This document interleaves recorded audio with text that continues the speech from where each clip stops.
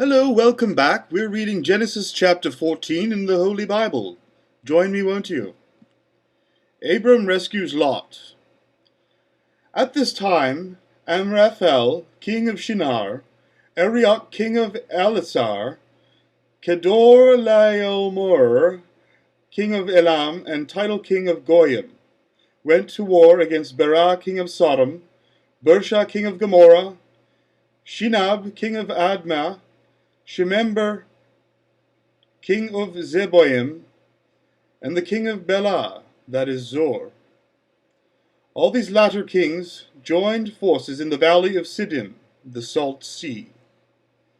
For 12 years they had been subject to Kedorlaomer, but in the 13th year they rebelled.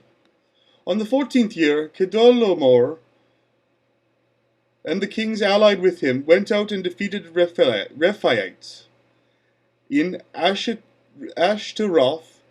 Karnaim, the Zuzites in Ham, the Emites in Shiva, Kiriathaim, and the Horites in the hill county of Seir, as far as El Paran near the desert.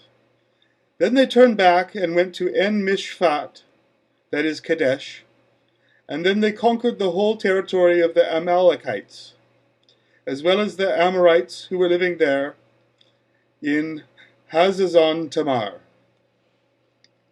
Then the king of Sodom, the king of Gomorrah, the king of Admah, and the king of Zeboim, and the king of Bela, that is Zor, marched out and drew up their battle lines in the valley of Siddim against Kedorlaomer, king of Elam, Tidal, king of Goyim, Amraphel, king of Shinar, and Arioch, king of Elasar, 4 kings against 5.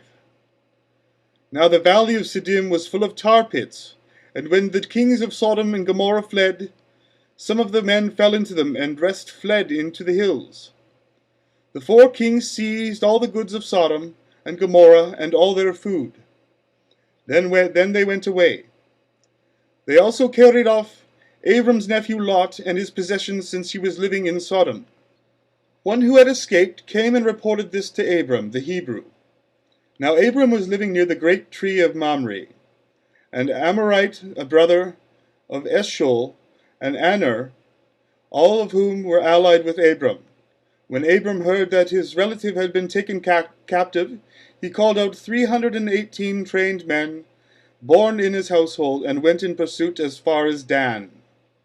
During the night Abram divided his men to attack them, and he routed them, pursuing them as far as Hobah, north of Damascus. He recovered all the goods and brought back his relative Lot and his possessions, together with the women and other people. After Abram returned from defeating King Kedorlaomer and the kings allied with him, the king of Sodom came out to meet him in the valley of Shiva, that is, the king's valley. When Melchizedek, king of Salem, brought out his bread and wine, he was priest of God Most High, and he blessed Abram, saying, Blessed be Abram by God Most High, creator of heaven and earth, and blessed be God Most High, who delivered your enemies into your hand. Then Abram gave him 1/10 of everything. The king of Sodom said to Abram, Give me the people, and keep the goods for yourself. But Abram said to the king of Sodom, I have raised my hand to the Lord, God Most High, creator of heaven and the earth, and have taken an oath that I will accept nothing belonging to you, not even a thread or the thong of a sandal, so that you may never be able to say, I made Abram rich. I will accept nothing but what my men have eaten, and the share that belongs to the men who went there with me, to Aner, Eshcol, and Mamre. Let them have their share.